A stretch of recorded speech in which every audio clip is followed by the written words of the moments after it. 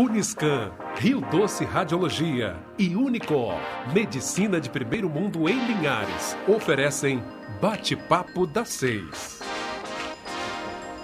A Uniscan é o centro de referência para diagnóstico de mamas no norte do estado, com mamografia 100% digital, tomossíntese, biópsias mamárias, ressonância magnética das mamas, entre outros exames. Agende seus exames pelo 2103-5000 Uniscan.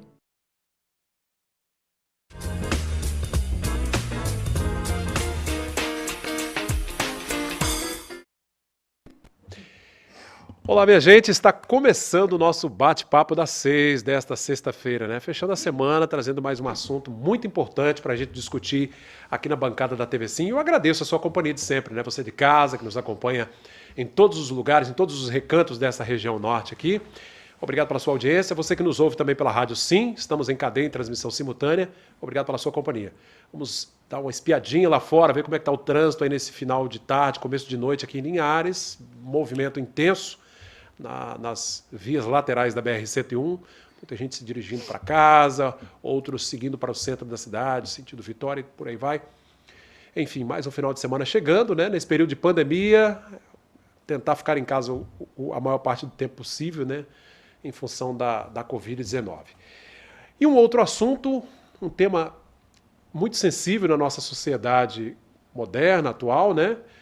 Mas que faz muitas vítimas, um problema silencioso, mas que está presente, disseminado pelo mundo inteiro, é a questão do suicídio. A gente precisa tratar desse assunto. Estamos no Setembro Amarelo, né, uma campanha que traz aí um ponto forte, um ponto alto de alerta, né, de atenção a esse mal que afeta tantas pessoas pelo mundo afora e que acaba por culminar, né, às vezes uma carga emocional, uma série de problemas, a pessoa acaba entrando em depressão e acaba por tentar e até por tirar a própria vida. Para isso, para conversar sobre o assunto, eu recebo aqui as nossas convidadas de hoje, as psicólogas Valéria Fiorotti. Boa noite, Valéria, bem-vinda de volta, né? Boa noite. Prazer ter conosco de novo aqui. É todo meu, é sempre uma alegria estar aqui batendo esse papo, conversando sempre sobre temas importantes, importantíssimos, né? Conosco também a Vanusa Lepaus, psicóloga do CAPS aqui de Linhares. E Vanusa, como vai? Boa noite. Bem-vinda, viu? Obrigada, é um prazer estar aqui com vocês. Gente, e a sua participação é muito importante, você de casa aí, pode mandar aí a sua participação, seu testemunho, sua opinião, alguma pergunta para as duas profissionais. Daqui a pouco a Ivanilda Bispo dos Santos também, que é assistente social do CAPS aqui de Linhares, vai participar nos próximos blocos, também falar um pouquinho sobre o trabalho que o CAPS realiza aqui junto com a Vanusa, né? É um trabalho multidisciplinar de acolhimento a pessoas com depressão severa, né? Com casos mais extremos. E a Valéria também trazendo alguns dados aqui relacionados à depressão infantil, infanto-juvenil, enfim, uma doença que não escolhe idade, não escolhe raça, enfim, né? Sua participação é importante. 996224547, mande aí seu WhatsApp, sua mensagem pra gente. Perguntar aqui às nossas convidadas. Ô Vanusa, você que atua nessa frente aí, é uma verdadeira frente de batalha, né? Dando esse suporte a essas famílias, a essas pessoas que sofrem um transtorno mais severo. Como é que é esse trabalho do CAPS aqui no município? Então, o CAPS, ele atua de forma multidisciplinar. Então, tem uma equipe, né, preparada, psiquiatra, psicólogos, farmacêuticos, terapeuta ocupacional, né, que dá esse suporte para o paciente e para a família do paciente, que também sofre com toda, né, a desordem psíquica. E aí são diversos fatores, a Valéria até dizia aqui que muitos desses casos já têm uma carga genética também, né? As pessoas que já têm dentro da família um histórico e que precisam desse acompanhamento de perto, porque é uma coisa muito sensível, né? Sim. O que a gente percebe? Geralmente são...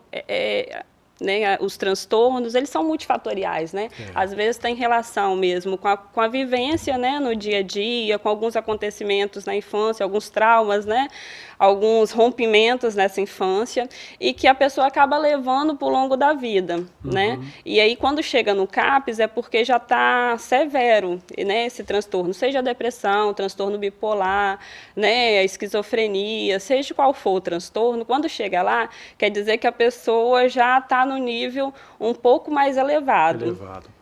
Ô Valéria, para quem está em casa, né, para nós leigos, assim, para a gente definir o que é a depressão em si. Sim. Então, a depressão é uma doença catalogada pelo CID-10 e o DSM-4, né? Mas nem sempre foi assim, né? Eu vi épocas em que depressão não era doença, né? Então a gente tem uma história aí, né? Na verdade, de uma dificuldade social das pessoas de compreenderem, né, a depressão como doença. Mas já há alguns anos, né, muitos anos, a depressão já está catalogada, né, como doença, e é uma doença de fatores biopsicossociais, como a Vanusa disse muito bem.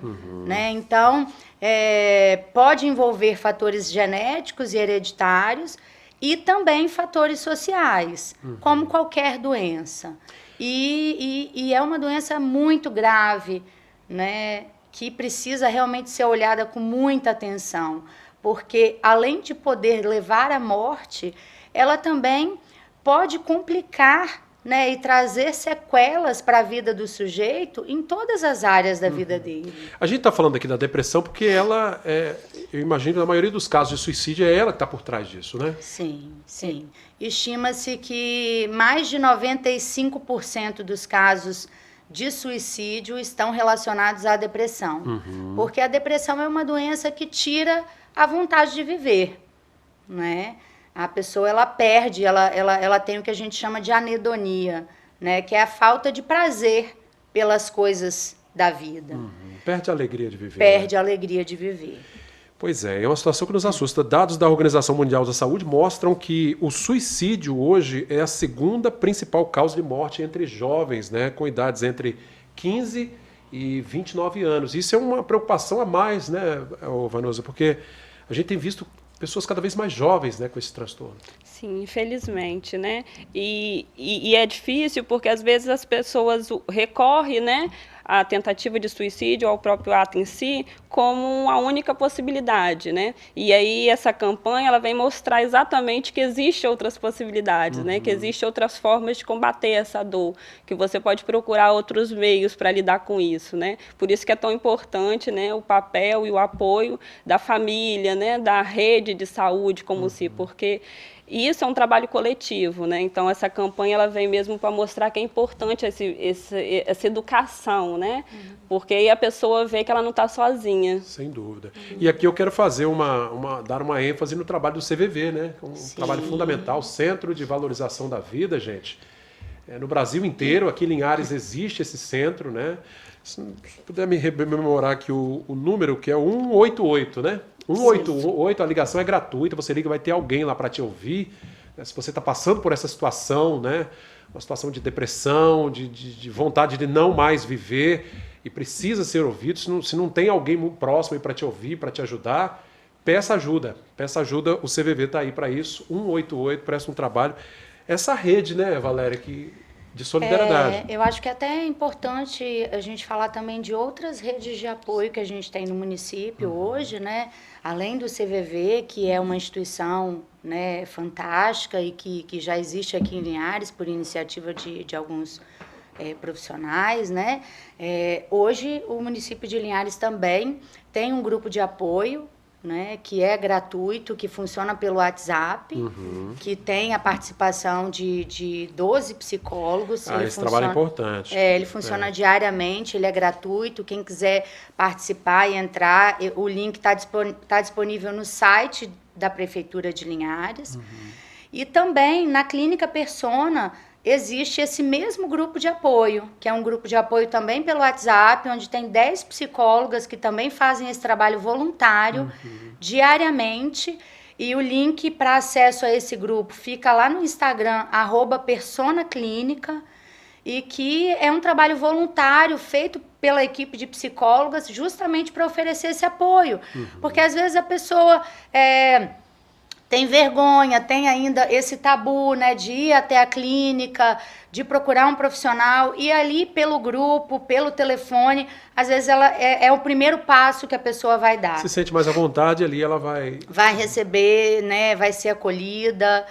E até pegando aqui o gancho da Vanusa, né, da questão da campanha do Setembro Amarelo, é muito importante a gente falar disso. Por que existe o Setembro Amarelo? O Setembro Amarelo é uma campanha mundial que nasceu com esse objetivo de promover a psicoeducação emocional. Por quê? Nós temos uma cultura no mundo, desde que o mundo é mundo, apesar de a única coisa que nos diferencia dos outros animais ser a linguagem, quando se trata de questões emocionais, nós fomos educados a ficar quietos, a não falar. E a campanha do Setembro Amarelo, ela existe justamente para ensinar as pessoas de que falar é a solução. Expressar, né? Sim, de que existem outras saídas. E a gente não precisa... Então, assim, nós precisamos ensinar a sociedade, ensinar as crianças nas escolas, né, nas igrejas, na televisão, em todos os lugares, de que pode falar sim dos sentimentos. E mais do que isso, falar dos sentimentos nos traz a possibilidade de compreender a nossa história de uma forma diferente e muitas vezes nos faz entender que existem outras alternativas, inclusive além do sofrimento, não só para o suicídio, né? Porque quantas pessoas às vezes nem pensam em chegar ao suicídio de fato, mas que vivem num processo de autossabotagem, em sofrimento constante. Uma vida de tristeza perpétua, né? Que exatamente. E que se a pessoa se permitir falar, ela vai poder ressignificar e encontrar um modo de ser feliz. Sem dúvida. Ô Vanusa, e esse é um sinal, né? A pessoa que é muito extrovertida ou que é muito comunicativa e que de repente começa a ficar... assim, com sentimentos inversos, né? Introvertida demais, né? Não se expressa, é um sinal de que não a gente pode pensar em algumas características que é importante prestar atenção. Claro que não é sempre, né? Que isso não é determinante, mas é importante a gente prestar atenção, porque as pessoas que estão mais próximas, né? A família, os amigos, eles vão poder entender melhor o comportamento dessa pessoa. Então, às vezes, a pessoa ela vai simplesmente parar com os autocuidados, vai deixar de fazer coisas que antes, né, era importante para ela, e aí ela perde a graça na vida mesmo, né? Ela perde a importância em coisas que antes era significativo para ela. E é interessante, né, Valéria, que isso vai sendo aos poucos, isso é algo gradativo, né? A depressão não chega de uma hora por outra. Não. E até é importante falar disso, porque quando a gente fala de critérios diagnósticos para a definição da depressão, um deles é a tristeza, é a anedonia, mas também pode ser a agitação e a irritabilidade. Então, muitas pessoas, quando iniciam um quadro depressivo, elas iniciam com irritabilidade. Então, eram pessoas mais tranquilas e ficam estressadas demais, nervosas demais. Então, toda alteração de comportamento, né, Vanusa, ela deve ser olhada com cuidado, com cautela, né, porque pode sim também ser um início de um quadro depressivo. Gente, e uma outra situação que a gente traz aqui também, que inclusive é crime, né, pelo Código Penal,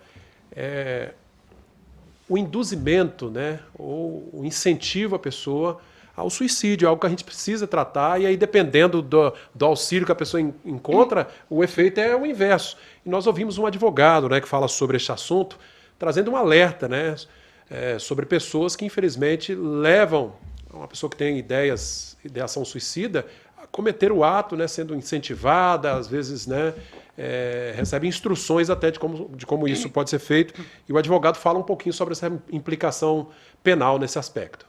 Vocês, telespectadores, possam entender, eu vou ler para vocês aqui, bem basicamente, o que diz o artigo novo do 122 do nosso Código Penal, que diz o seguinte: induzir ou instigar alguém a suicidar-se ou a praticar automutilação ou prestar-lhe auxílio material para que o faça, vai responder a uma pena de reclusão de 6 meses a 2 anos. Aí temos o parágrafo 1º, que se dessa automutilação ou da tentativa de suicídio resulta lesão corporal de natureza grave ou gravíssima, nos termos do parágrafo 1º e 2º do artigo 129 do Código Penal, pena de reclusão de 1 a 3 anos. Se o suicídio se consuma ou se da automutilação resulta morte, aí a pena já aumenta. Vai de reclusão de 2 a 6 anos. O tipo penal descrito no artigo 122 do Código Penal visa a punição daquele terceiro que induz, instiga ou auxilia a pessoa que quer cometer o suicídio. Vamos repartir essas três partes aí. O que vem a ser induzir o suicídio ou a automutilação? A indução é o agente que cria a ideia na vítima. A vítima ainda não tem a ideia de que quer cometer o suicídio. Aí vem essa pessoa e induz ela a fazer isso. Da mesma forma que instiga, a pessoa que instiga a vítima é a pessoa que presta assistência material à vítima. Vamos dar um exemplo bem simples para que vocês possam entender. Quem auxilia é aquela pessoa que, digamos, empresta a corda, fornece a corda para a pessoa vir a cometer o suicídio. E, por fim, a pessoa que instiga é aquela pessoa que reforça a ideia na pessoa que quer cometer o suicídio, uma ideia que já existia em sua mente. Então ela vai lá e instiga para que essa pessoa cometa o suicídio. Correto? Mas aí, como eu já disse, com o advento da nova lei, que é a lei número 13.968 de 2019, não é somente o induzimento e a instigação ao auxílio ao suicídio que é incriminado. Passa a ser também previsto como crime o ato de induzir, instigar ou prestar auxílio a outra pessoa para que ela se automutile. Entendemos? Antes de dezembro, isso não era considerado crime. A partir de dezembro de 2019, isso começou a vir a ser crime. Ok? Eu agradeço o Dr. Petros Belmoc, nos ajudando a compreender, essas diferenças aí em relação ao direito penal. Vale lembrar que, infelizmente, esse tipo de coisa também existe, ou seja, a pessoa já está numa situação ali de depressão e, infelizmente, vem um diabinho lá e parece que quer piorar a situação, né? Olha a que ponto a gente chegou, né, infelizmente, nesse aspecto. Na verdade, existiam, muitas pessoas na internet, de fato, no passado, e essa lei, certamente, ela foi criada por isso, estimulando, adolescentes a praticarem atos de automutilação, dizendo, se você está sofrendo, pega uma gilete, se corta, que essa dor ela vai te ajudar a lidar com a outra dor, enfim, Tinha muito disso na internet, Vanusa? Então, certamente, essa lei veio para inibir, veio para inibir, É algo deplorável, E junto com isso também tem a questão assim, que às vezes a gente não coloca peso nas coisas que a gente diz, Então, é muito comum os pacientes chegarem com queixa mesmo de não ser ouvidos, de não ter entendimento, que a família não consegue compreender o que eles estão sentindo. E, de certa forma, muitas pessoas acabam dizendo, vai mesmo, Tenta isso mesmo. A gente vê que é muito comum em alguns casos, quando a pessoa chega, por exemplo, numa ponte, as pessoas gritarem, incentivar que isso aconteça. Então, esses pacientes, geralmente, eles chegam se sentindo mesmo incompreendidos, às vezes pelas pessoas mais próximas, Porque acha que é preguiça, acha que isso é comodismo, é manha, É falta de Deus no coração. Então, são várias questões que, querendo ou não, contribui também, Então, você não pega em si um objeto e estimula, mas a sua fala também coloca esse sujeito mais fragilizado do que ele já está. E vale lembrar também, que o desejo do ser humano é pela vida, Então, se a pessoa está numa situação dessa, é porque está sofrendo uma carga emocional severa, Valéria? Com certeza. E aí eu acho que até vale também retomar uma fala importante da Vanusa, que faz parte do trabalho até do CAPS, que é esse apoio multidisciplinar à família do paciente que tem um transtorno psiquiátrico.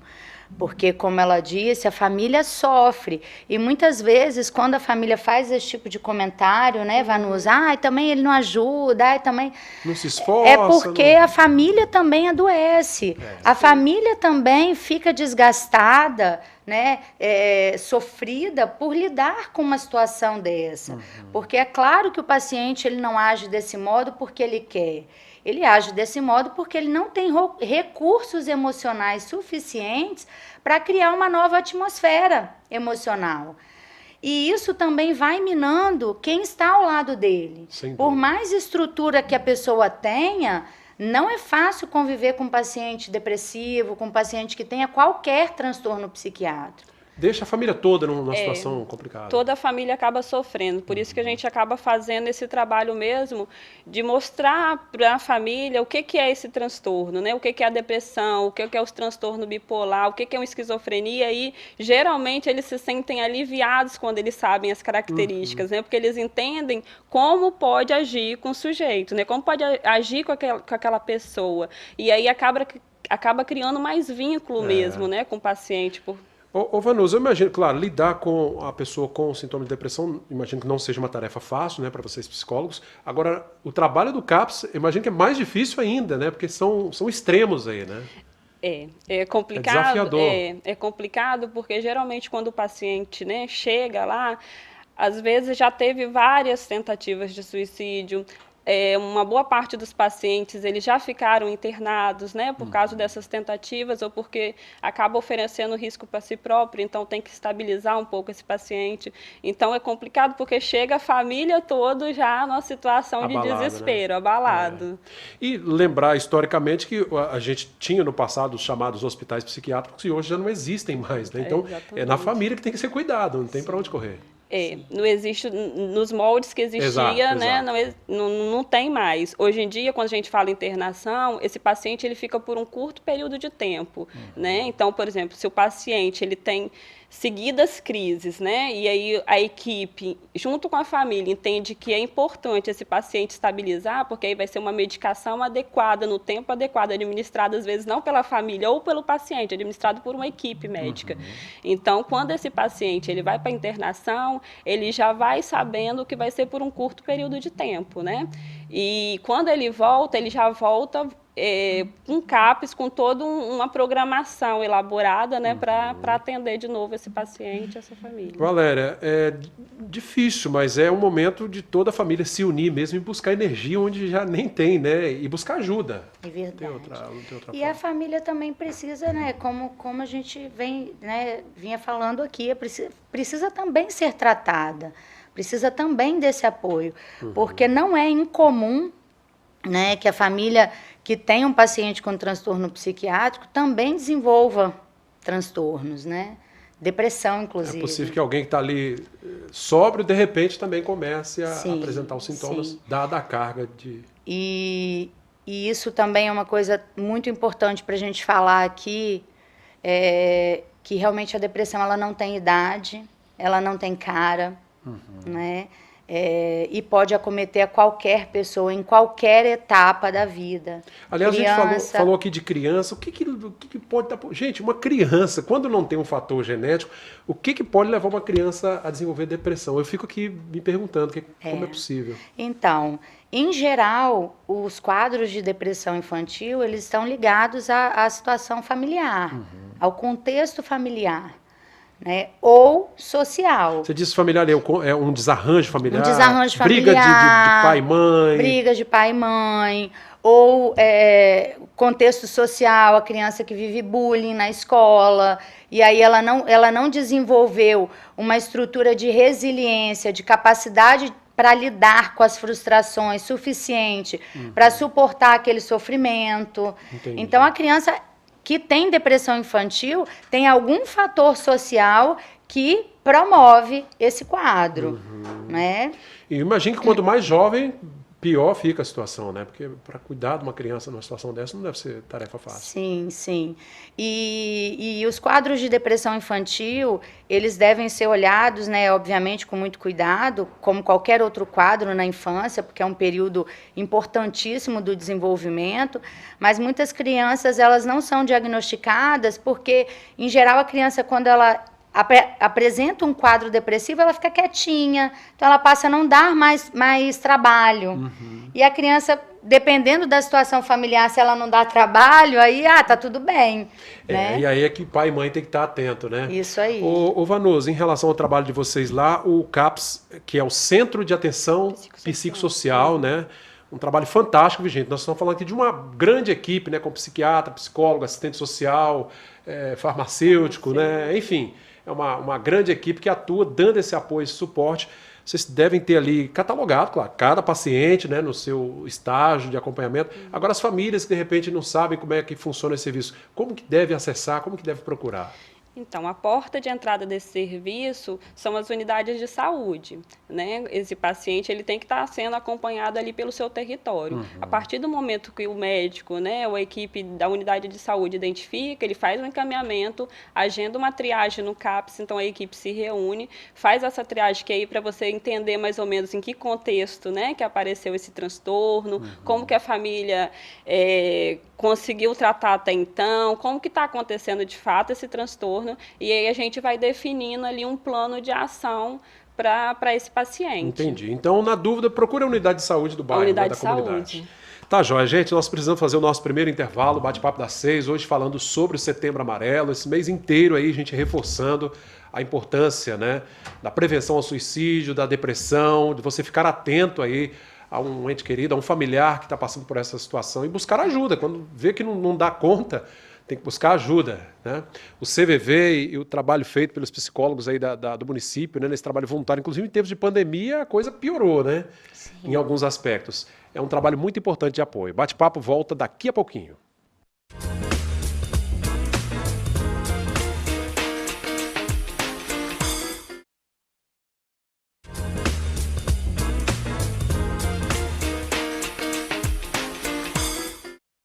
De volta com o nosso segundo bloco do Bate-Papo das 6, hoje falando sobre o Setembro Amarelo, um mês de ênfase, de atenção especial ao suicídio, aos casos de suicídio, de automutilação, de depressão. Os dados são realmente muito alarmantes. Segundo os dados da Organização Mundial de Saúde, são registrados cerca de 12 mil suicídios todos os anos no Brasil e mais de 1 milhão em todo o mundo, um número altíssimo. E nesse segundo bloco também participa conosco a assistente social do CAPS de Linhares, Evanilda Bispo dos Santos. Evanilda, boa noite, bem-vinda. Boa noite. Tudo bem? Eu agradeço, tudo jóia. Prazer. Ano passado você esteve aqui, a gente falando desse tema. E nunca é demais a gente relembrar, né, Evanilda? Com certeza, ainda mais em tempo de pandemia, né?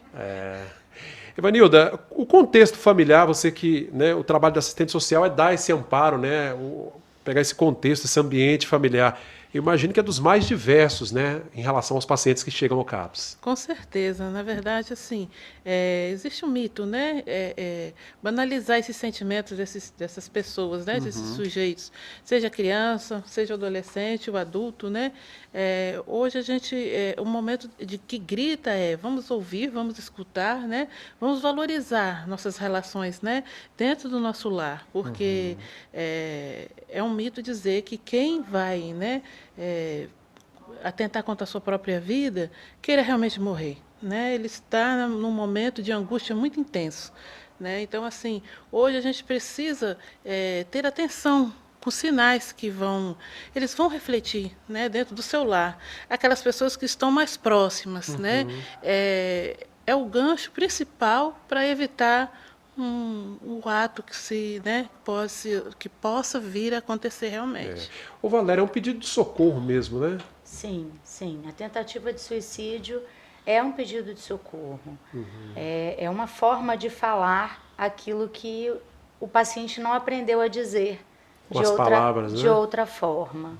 É um pedido de socorro. É assim que nós, profissionais de saúde, entendemos a tentativa de suicídio. Porque é a última alternativa do sujeito, né? A automutilação, por exemplo, é uma situação pré, né? Que também é um sinal fortíssimo, né? Sim, a automutilação, ela é entendida como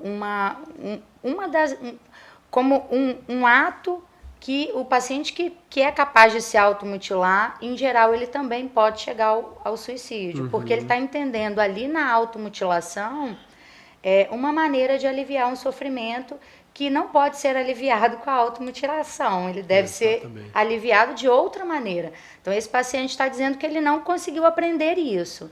Então, se ele não conseguiu aprender isso, é grande a probabilidade dele também vir a ser... De que isso se agrave, né? Sim, sim. Ô, Evanilda, a gente falou aqui do contexto familiar, da estrutura, e aí o ambiente familiar ele é o mais diversificado possível, né? É do ser humano. E há pacientes que, por exemplo, desenvolvem um quadro de depressão, às vezes por conta do vício no álcool, nas drogas. ter um ambiente nessa circunstância, né, de bebedeira, de consumo de drogas, eu imagino que traz um prejuízo muito grande no tratamento, né? Com certeza, essas frustrações, né, que esse sujeito passa as famílias, né, eles costumam ter bitolar, né, família estruturada. Hoje não existe essa organização, né, essa construção de família, família ideal, né, é a sua família. Então, assim, dentro daquela perspectiva que você vive ali, você tentar se adequar da forma melhor, trazer segurança, né, a escuta mesmo, né, tentar ali, a minha família não é a ideal, o que eu posso fazer, onde procurar, o que eu devo fazer, sempre tem aquela pessoa que você confia, né, a criança também, eu acho que assim, é um momento que a gente tem que prestar atenção na criança, a criança que se mutila, né, o adolescente que se mutila, é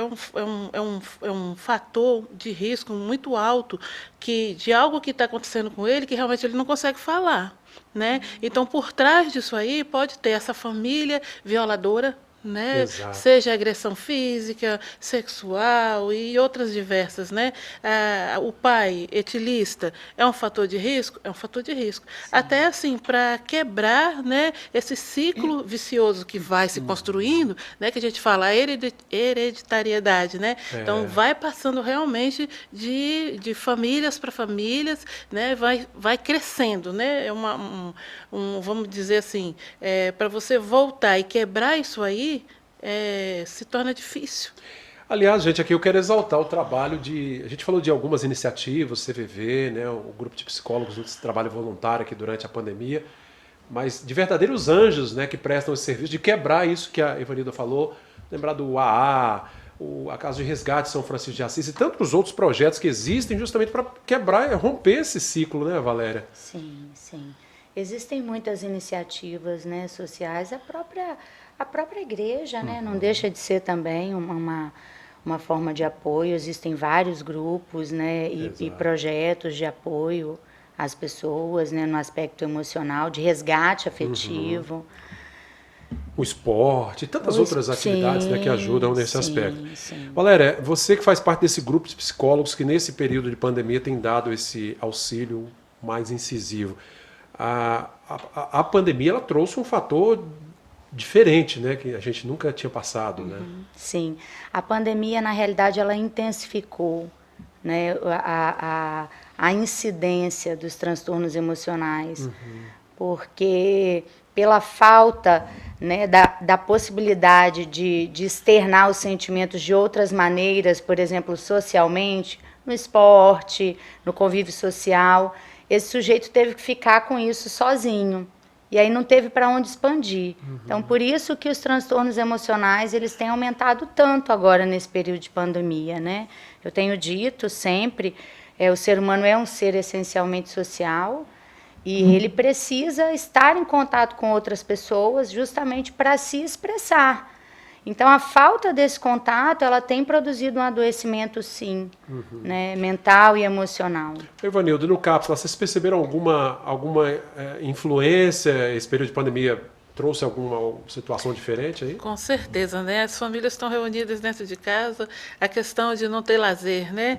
E a falta de criatividade, na verdade, de você conseguir aproveitar esse momento que você está dentro de casa com essas crianças, com esses adolescentes. E aí a gente tem que pensar, né, que essa família, se existe um usuário de álcool ou de droga, ele está dentro desse lar, né? Então vai aguçando mesmo os sentimentos e vai ficando cada vez mais assim severo, né? Então assim aumentou muito os que a gente já tem, né? Porque a depressão é um dos sintomas, né, das doenças que a gente trata dentro do serviço lá do CAPS. Então, assim, aumentou muito esse sintoma da depressão, aumentou a automutilação, novos casos, né? As unidades de saúde estão procurando mais o serviço, né? E assim, a gente tem limitações, né? Hoje, a questão é como trabalhar, né, com essas famílias que já são violadas, que já estão, na verdade, aí no seu limite, essas questões no lar, né? Não pode sair, você não pode ir no parque, você não pode nada, né? Então, assim, a gente tem que realmente, assim, repensar hoje o nosso viver, que eu penso o seguinte, o tempo vai passar e esse momento a gente acredita que está perto de acabar, né? Mas essa normalidade para voltar, eu acredito que vai demorar um pouco. Vai demorar um pouco. Então, assim, o serviço hoje, a gente tem que se recriar. Está sobrecarregado. Se recriar. Ivanilda, e eu acredito também que com a volta, né, do chamado novo normal, nós vamos ter também pessoas que vão ter dificuldade de se readaptarem, né? Sim, A esse com novo certeza. modelo, né? Sim, e ficaram muito tempo isoladas. Então, assim, a gente também tem os casos, né, de pessoas que têm dificuldade para se relacionar e aí ficaram ali mais tempo no uso dos eletrônicos. Sim. Então, nós vamos ter ainda outras doenças que vão aparecer pós-pandemia. Acho que a gente vai mensurar isso mais lá na frente. Mais né? lá na frente. Agora nós estamos vendo o impacto do aumento dos transtornos. Sim. E eu creio que após a pandemia nós vamos ter até novos transtornos. É um efeito secundário da Covid, Sim, né? com Valéria? certeza, Que não infelizmente. Não deixa de ser muito grave também, Sim. né? Isso já aconteceu no mundo em outras pandemias, né? Na época da gripe espanhola apareceram novos transtornos emocionais, né? Então, E eu isso imagino, aí gente, que dentro de uma casa, né? A gente colocar aqui uma família padrão aí do pai, a mãe, 2 filhos, 3 filhos, alguém precisa ter a sanidade mental em dia, porque é de pirar o cabeção, né? Criança querendo sair para brincar, não é fácil, né, complicado. gente? Você imagina que a gente sabe que tem famílias de 5, 6 pessoas que têm transtorno mental, gente. Olha, a gente imagine. lida com essa realidade, né? Então é isso que a gente está pensando aqui, está mensurando. Fica difícil para você criar novas atividades, né? Para você ir lá, como que a gente vai dar esse apoio a esse familiar? Gente, e é interessante isso que você está complicado. falando, porque às vezes é uma família que vocês acompanham, que às vezes ou o pai ou a mãe já tem um certo, né, transtorno, Sim. talvez mais leve, outro mais severo, e aí está todo mundo ali no mesmo Exatamente. arcabouço. Imagine, quem vai ajudar quem nesse sentido, né? Exatamente. a sociedade está adoecida, né? Sim. Assim, a gente Ia não falar estava dos idosos, preparado né? para isso. Né? É. Mas é preciso ter fé e lutar, não tem jeito, né? E buscar Sem ajuda dúvida. onde for possível, né? Sem dúvida. Existem alternativas. Muitas, né? Muitas alternativas. E nós precisamos usá-las. E a gente está aqui justamente para falar É disso, isso aí. né? Ô, Valéria, vamos aproveitar e divulgar aí o WhatsApp, né, do grupo de psicólogos, né? E depois vamos reforçar mais uma vez o contato aqui do CVV, que são as frentes de trabalho aí, né? Exatamente. Então, quem quiser entrar no grupo de apoio da Clínica Persona, é @Persona Clínica lá no Instagram.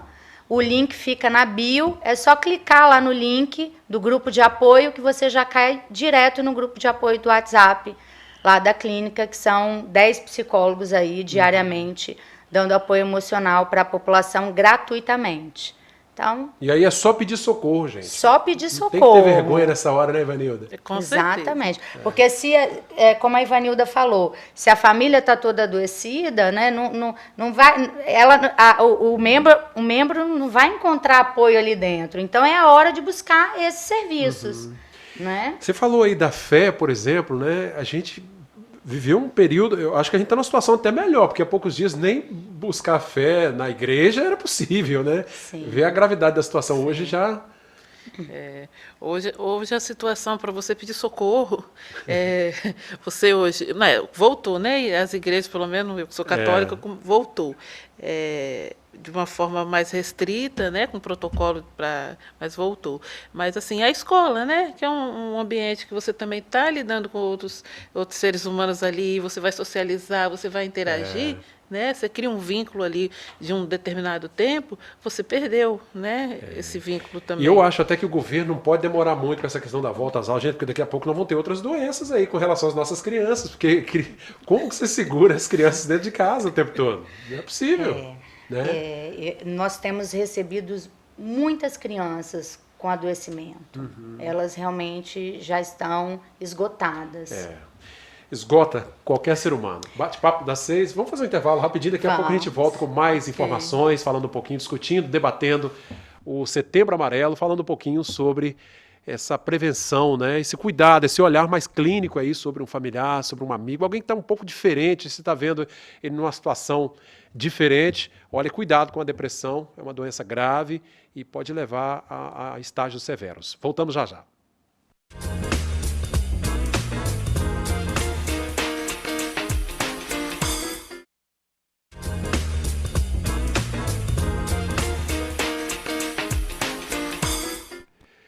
De volta com o nosso bate-papo das 6, hoje falando sobre o Setembro Amarelo, a importância da atenção, à prevenção ao suicídio, à depressão, que é um problema mundial, afeta famílias de todas as classes sociais, enfim, não escolhe cor, raça, enfim, né?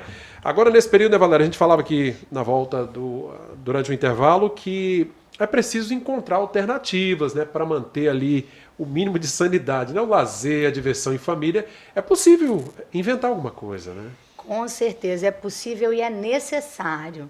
Né? Então, encontra aí um local mais deserto, sai com as crianças, vai dar uma volta de bicicleta, né? Evite aglomerações, obviamente, mas as crianças estão estressadas, elas estão, né, produzindo transtornos, então vamos sair, brincar com essas crianças em casa, né? Trazer à tona aí o jogo de tabuleiro, né, para brincar. Botar a criatividade para funcionar. Botar a criatividade para funcionar, para que tudo fique bem. Exatamente. Evanildo, e para quem tem na família pacientes, né, com sintomas mais graves e que precisam de um acompanhamento um pouco mais incisivo ali, é tentar, enfim, manter um ambiente mais agradável possível, né? Com certeza. Vamos procurar ajuda. Se é paciente do CAPS, infelizmente, nesse período de pandemia, as atividades, né, de grupo não acontecem, mas a gente está intensificando com os atendimentos psicológicos, arte-terapia, né? A gente está acontecendo a arte-terapia, a gente está tentando, né, com a arte-terapia, trazer esse paciente mais vezes, né, para o serviço. Aqueles que estão em casa, que estão sentindo alguma coisa, que, né, devido à pandemia, está sentindo algo diferente, alguém está observando, algum familiar observa que esse paciente está em isolamento social, está mais estressado ou está menos estressado, comportamento diferente, gente. Quem vai identificar é quem está próximo. Procure ajuda. Pode procurar o CAPS? Pode. O ideal, a porta aberta é o quê? É a unidade de saúde, que está dentro do território, está mais próximo. Mas se você não consegue chegar na unidade de saúde, eu acredito que dá, mas se não der, procura a gente lá. A gente vai fazer a escuta e procure quem você confia, tá bom? Para ouvir, né? Para essa pessoa ouvir e buscar ajuda junto com você. É isso aí, ajuda é sempre bem-vinda e é preciso buscar, né? A ajuda está aí para isso. Vou repetir aqui o trabalho também do CVV, que é 188, ligue de graça, né? Para deixar deixar o seu testemunho, o seu pedido de socorro, o seu pedido de ajuda. É sempre importante relatar, desabafar, né? Se você não consegue falar com alguém de casa, não tem essa liberdade, procure ajuda fora, né, de algum conhecido ou dentro desse trabalho de grupos que existem de valorização. Por exemplo, o CVV, que é o Centro de Valorização da Vida, você não precisa nem se identificar, de repente tem algum receio, né? Digo, olha, eu preciso de ajuda, de uma orientação, porque é um momento de tentar passar por esse período, né, Valéria, de maior dificuldade, da melhor forma possível, né? Sim, com certeza. E vale lembrar que nós, seres humanos, nós temos essa capacidade de nos reinventarmos. Então, o período é difícil, mas nós podemos superar, sim. Não tenho dúvida. Né? E é essa mensagem que a gente quer deixar para as pessoas de casa também. O Setembro Amarelo, ele existe para isso, né? Para que as pessoas compreendam que existem outras oportunidades. A gente pode se refazer, sempre. Já ouvi alguém dizer a frase, tem jeito, né? Ou seja, tudo tem jeito nessa vida, né? Então, ainda que seja uma situação que você observe que parece intransponível, uma barreira intransponível, mas tem jeito de resolver. Está sentindo uma dor? Vamos procurar ajuda, gente. A gente sabe que é uma dor invisível, né? É por isso que cai nesse mito de deixa para lá, vai passar, pula da ponte, né?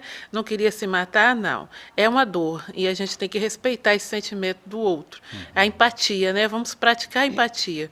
Vamos amar, né? Na verdade, assim, vamos tentar ajudar, não incentivar. Ainda bem que criaram a lei, né?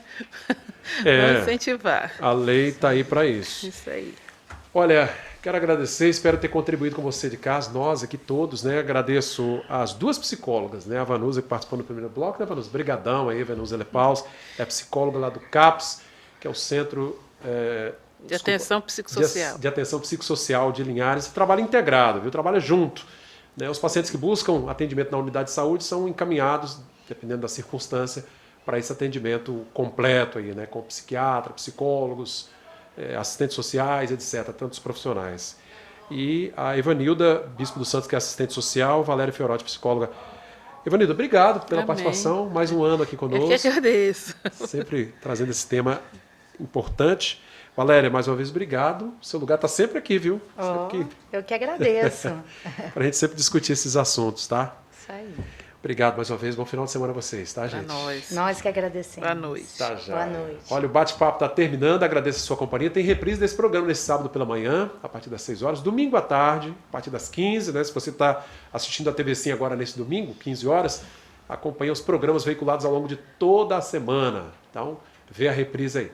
Agradeço a sua companhia. Continue ligado no nosso canal. Até a próxima edição. TV Sim, canal do Espírito Santo.